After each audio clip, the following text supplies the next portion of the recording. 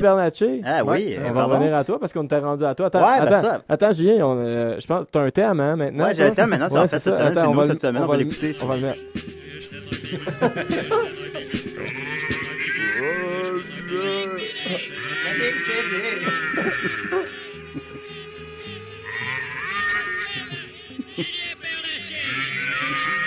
Faudrait que tu demandes à tout le monde qui nous écoute de fermer les lumières, faire quelque chose avec leur ambiance pour ton thème, quand ton thème passe. Ouais. Voilà, c'est la semaine prochaine. Alors, je remercie Guillaume Stigouin, le chanteur de Sabot Trio, j'ai demandé ça, de me faire une chanson thème avec pas beaucoup de directives, à part que ce soit inquiétant, puis que ça annonce pas vraiment que ce soit une chronique BD.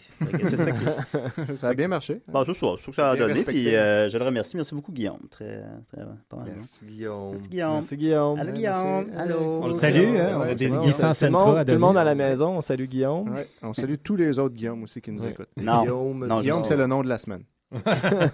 C'est le Guillaume, le chromosome. Ah non, c'est pas ça. Non, c'est pas lui, non. Alors, j'ai une étude comparative et mal documentée entre Tintin au pays des Soviets et Tintin au Congo. Quel est le meilleur album? Alors, jeune, je lisais religieusement Tintin, puis je m'empresse toujours à dire aux filles que je rencontre que je suis un tintinologue de première classe. Tant qu'à moi, les deux meilleurs albums de Tintin, c'est les deux premiers. Après ça, c'est juste une pente, là, après ça, qui est descendante, bien sûr. Seulement... pas épique, là. Non, oui. Non, déjà, ça drop vite, là. À la fin. Tintin au Picaros, là, c'est... Puis, seulement, lequel choisir? C'est lequel le meilleur des deux? Fait que, tant au niveau de l'histoire que du dessin, c'est du grand art. Fait que, d'abord, l'excellent Tintin au pays des Soviets. Cette première aventure est une critique virulente du régime bolchevique et communiste. Il s'agit d'une œuvre à part dans l'univers des aventures de Tintin, témoignage de l'apprentissage d'Hergé. Il comporte plusieurs maladresses sur les plans graphiques et narratifs, le dessinateur n'ayant pas disposé d'une assez bonne documentation. Hergé lui-même qualifiera cette histoire d'erreur de jeunesse et souhaitera qu'elle ne soit pas considérée comme faisant partie de la série.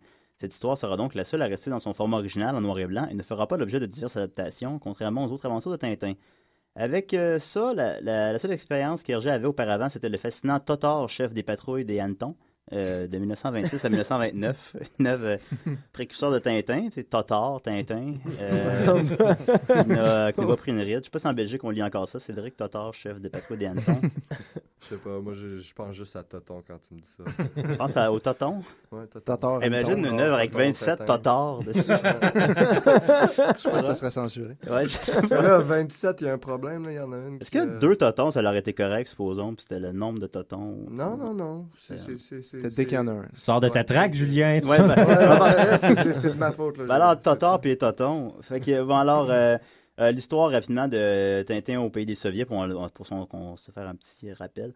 Au temps de l'URSS de Staline, le reporter Tintin et son fox terrier Milou sont envoyés à Moscou pour le petit 20e. Moscou est devenu un bourbier infect, d'après l'album, et Tintin constate que les dirigeants soviétiques forcent ses habitants aux communistes et que seuls les communistes parviennent à sortir de la misère. Tintin s'engage dans l'armée soviétique pour mieux en comprendre les manœuvres. Il s'enrôle au moment où son régiment va voler le blé aux koulaks, les paysans riches, à des fins de propagande. Tintin réussit à cacher le blé, mais est condamné à mort. En s'échappant, il s'enfonce dans les régions polaires où les péripéties se succèdent. Il entre dans une cabane hantée, qui s'avère être un repas secret. Il s'enfuit en avion. Puis, rendu à 136 pages, il essaie de retourner en URSS, mais... sa voiture dérape et il est projeté dans une fenêtre dans un train qui l'a reconduit chez lui à Bruxelles.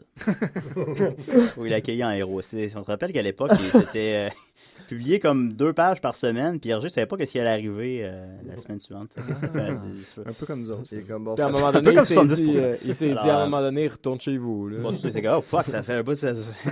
Comment je finis ça? Ouais, voilà. Fait que, somme toute, Tintin échappe à la mort plusieurs fois, de façon de plus en plus loufoque et tirée par la houppette. C'est donc une suite de gags qui ont mal vieilli, puis de la propagande anticommuniste. Puis à un moment donné, Hergé réalise, je me répète, pardon. OK. Ensuite de ça, c'est ça, à l'époque, c'était l'abbé Wallaise, le rédacteur en chef du Petit 20e, le journal d'Hergé, qui lui imposait cette destination. L'abbé, politiquement très à droite, compte sur ce reportage, entre guillemets, pour dénoncer les méfaits du communisme. Fait que c'est l'idée d'un prêtre, tout ça, puis on sait que les prêtres sont toujours des gens très créativement intéressants. Notons aussi qu'on sait tous que Tintin est reporter, mais c'est en fait le seul album où il fait un reportage. Fait que...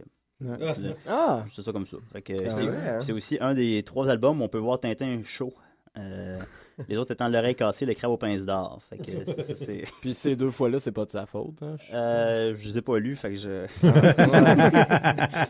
Non, je les ai lus jeunes, mais ça me... En tout cas, mais Tintin est chaud, ça te starte un party. Fait que, Caché Nestor. Fait que, si ensuite de ça...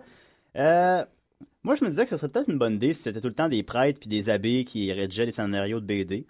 On aurait pu avoir des chefs-d'œuvre comme Astérix contre l'avortement, dans lequel Falbala se fait violer par des Romains sous, mais Astérix veut quand même qu'elle garde le bébé. Ce serait un bébé né du mal, qui serait malheureux toute sa vie, qui s'avère être l'antéchrist. Ou Lucky Luke, pédophile homosexuel refoulé, dans lequel Lucky Luke est un pédophile homosexuel refoulé. Ou les Schtroumpfs passent la quête, Boule et Bill se confesse, Mafalda récite ses cantiques, Théodore Poussin, la chorale du dimanche, l'Enfeuse de Troyes fait sa première communion, Paul rencontre Zaché dans l'arbre. Il y a pas mal de scénarios possibles. C'est infini. Bon, voilà. Je ne vois pas en quoi, j'ai eu de la misère à trouver 6 jokes avec ça. Je ne vois pas en quoi cet album serait une erreur de jeunesse. C'est de loin le meilleur à mon avis. Il est décousu, déroutant, aucunement documenté. Ce sont des choses extrêmement importantes pour moi. En fait, c'est carrément la structure de mes chroniques BD. Moi-même, je m'assure avant chaque chronique de ne jamais me documenter, ce qui pourrait influencer mon opinion avec des faits. On veut pas que ça arrive. Ben, c'est ça, non, évidemment. Fait que, pour créer Tintin au pays des Soviets, Hergé n'a pas eu le loisir de visiter le pays dans lequel Tintin est envoyé, ni de s'inspirer d'une documentation abondante. Il s'est en fait influencé d'un seul livre, Moscou sans voile, un livre poche de propagande qui serait normalement tombé dans l'oubli. Ben, moi, mon Moscou sans voile, c'est Wikipédia. Puis le pays que j'ai pas le loisir de visiter, c'est la bibliothèque. Alors, je réalise donc au fil d'introspection ridicule et inventée de toutes pièces que Tintin au pays des Soviets a une énorme influence sur moi. Ce qui m'amène à parler du deuxième meilleur Tintin, Tintin au Congo. Quand on demandait à Hergé en 1975 ce qu'il répond aux gens qui le traitent de raciste, il répond « Toutes les opinions sont libres ». Ben moi, mon opinion, Hergé, c'est que tu as fait de la maudite bonne job. Personnellement, Tintin au Congo, bravo. En 2007, la controverse liée à les stéréotypes revient d'actualité dans l'album suite à un avis de la Commission britannique pour l'égalité des races qui juge la bande dessinée raciste et demande de la retirer des librairies. Finalement, elle devient une BD adulte en Angleterre, puis la médiatisation de l'album fait monter les ventes de l'album de 4000%. Fait que, bien joué. Est-ce que tu es en train de dire qu'on est raciste? Ouais. Mais il y en a eu une version censurée, me semble, qui a été... Tintin au Congo, pas il y a raciste, plusieurs versions. Influençable. Ouais. Ils ont réécrit certains bouts là, pour que ça soit un peu moins pire, me Ouais, semble. un peu moins pire, mais ça reste que bon, ils peuvent pas redessiner.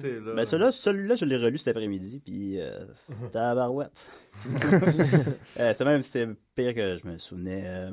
La même année, un Congolais étudiant à l'Université libre de Bruxelles dépose plainte pour racisme et demande que l'album soit retiré du commerce. Monsieur Bienvenu Mumdutu Mondondo, dit qu'il n'est pas admissible que Tintin puisse crier sur des villageois qui sont forcés de travailler à la construction d'une voie de chemin de fer ou que son chien Milou les traite de paresseux. Ben, moi, j'aimerais ça que Milou me traite de paresseux. J'aurais aucun problème avec ça. Mais bon. Ben, voyons, là. Tintin au Congo. Dans Tintin au Congo, on voit entre autres... c'est super bon. On voit Tintin donner des coups de pied à un léopard affaibli. Faire exploser un rhinocéros avec de la dynamite. Ouais, un fil de requin. Oui, voilà, effectivement. Tuer et dépecer un singe et se servir de sa peau comme costume. D'ailleurs, l'ami de Tintin, Monsieur Coco, le voyant déguisé en gorille, mais comme, tu sais, pas la tête, c'est comme la tête de Tintin qui sort d'un gorille, saute dans les airs et dit « Ça mauvais, ça y en a singe parlant, il a mangé Tintin. » Sinon... Je sais pas ce qu'il pourrait avoir de raciste là. Ben, qu'est-ce qu'il y a de faire ça là-dedans? Sinon, ben, il tue un serpent, une girafe, et aussi, il dépaisse aussi la girafe pour servir de sa peau comme un costume pour aller observer les autres girafes. Fait qu'il fait pas juste tuer, il observe aussi. Pour vrai, là, ça ressemble aux histoires de mon grand-père du Congo. Là. Ah ouais? Ah ouais, total. Nous, des serpents. Mon grand-père a déjà dépaissé un singe, on a servi de sa peau pour aller observer. Non, mais genre, il y avait 7 chiens de chasse, puis ils sont partis disparus, puis là, genre, il a suivi la trail, il y avait un trou, puis il y avait un gros boa, puis il l'a shoté, puis il a ouvert, puis il y avait ses chiens en différents états de décomposition jusqu'à la fin. Non, dans Tintin au Congo, comment il tue le serpent, c'est qu'il fait manger sa queue. Oh! Mais je sais pas si on peut vraiment... Ouais. Si mon grand-père avait pensé à ça. Fait que dans le fond, à la fin, il implose, tu sais. Ben, c'est que Tintin quitte les lieux, que le serpent, en tout cas, c'est dur à expliquer. Il est comme malade d'indigestion à la fin parce qu'il a trop mangé de lui-même. Ouais, il est comme rendu tout petit, un petit bang. Là. Il est malade. Ça veut dire qu'il se malade, rendu un bout. Ouais, puis il se vomit dessus, puis je suis dedans. Sinon, rapidement, il assomme un buffle. Il réalise une hécatombe de gazelles. Dans la version censurée en Suisse de 1946, il coupe le bout où il tue un rhinocéros à la dynamite, mais le reste, ça passe. Aussi, un autre changement, dans la version de 1930, Tintin, il n'y a pas de bouche, ce qui aurait peut-être causé moins d'ennuis s'il avait gardé ça. À part ça, Tintin aide les gens du village avec leurs problèmes, comme deux messieurs un peu simples d'esprit qui s'ostinent sur l'appartenance d'un chapeau. Finalement, Tintin s'improvise roi Salomon et découpe le chapeau en deux, faisant 2 moitiés de chapeau brisé, solution qui plaît à nos 2 amis, qui répondent « Lit blanc, lit très juste, lui donner à chacun moitié de chapeau ». Fait que, les deux repartent avec une moitié de chapeau pété sur la tête, là, puis c'est correct. Aussi, dans la version originale, Tintin enseigne dans une classe une leçon de géographie, parlant de la Belgique, leur patrie. Mais dans la version censurée, c'est remplacé par une leçon de mathématiques qui leur explique que 2 plus 2 font 4. Fait que, on voit qu'on les estime beaucoup plus. Hein, mais c'est du égal à égal, genre. Tu considérais que c'est aussi... c'est ça, tu sais, il remplace ta patrie, c'est la Belgique, par 2 fois 4, c'est comme... Bah, c'est que c'est neutre. c'est la vérité, égal... Non.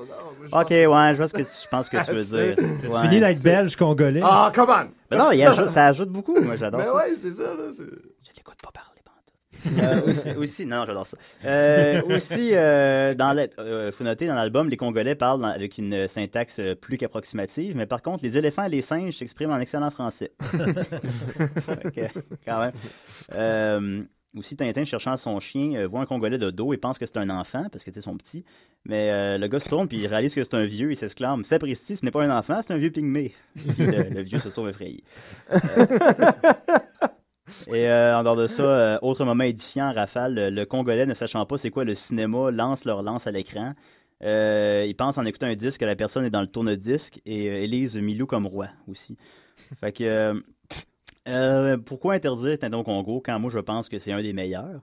D'ailleurs, dans la revue Zahir du 29 décembre 1969, il publie l'album et avec un avertissement au début, il y a une chose que les Blancs avaient arrêté... Pardon... Il y a une chose que les Blancs qui avaient arrêté la circulation de Tintin au Congo n'ont pas compris. Si certaines images caricaturales du peuple congolais font sourire les Blancs, elles font rire franchement les Congolais parce que les Congolais ils trouvent matière à se moquer de l'homme blanc qui les voyait comme cela. Voilà qui est tellement plus sage. Ben voilà, c'est ça. Alors, bon. Sinon, fait que je pense que ces 2 albums-là n'ont pas été adaptés en dessin animé, c'est les 2 seuls, parce que les autres albums en ont peur à cause de leur flagrante supériorité. D'après moi. Je crois que Spielberg devrait plutôt qu'adapter Le Secret de la licorne, qui sort à Noël 2011, il aurait dû plutôt adapter l'intemporel Tintin au Congo, qui aurait fait un bien meilleur film. Et je conclurai en disant que c'est définitivement déchirant de choisir entre les deux laquelle est supérieure, mais ça serait Tintin au pays des Soviets, de peu, parce que c'est le plus décousu et le plus amateur des deux, et puis que Tintin, il est sous dedans. Mais en tout cas, les deux sont définitivement dans le top 24 des meilleurs albums. Puis je dirais aussi que mon dossier comparatif ne comprenait aucune comparaison. Merci Julien. Avant de finir ça, de même, là, dans tes noms de bande dessinée religieuse, là, ouais. Boule et Bible. Excellent. Ah ouais. Boule et Bible. Boule et Bible.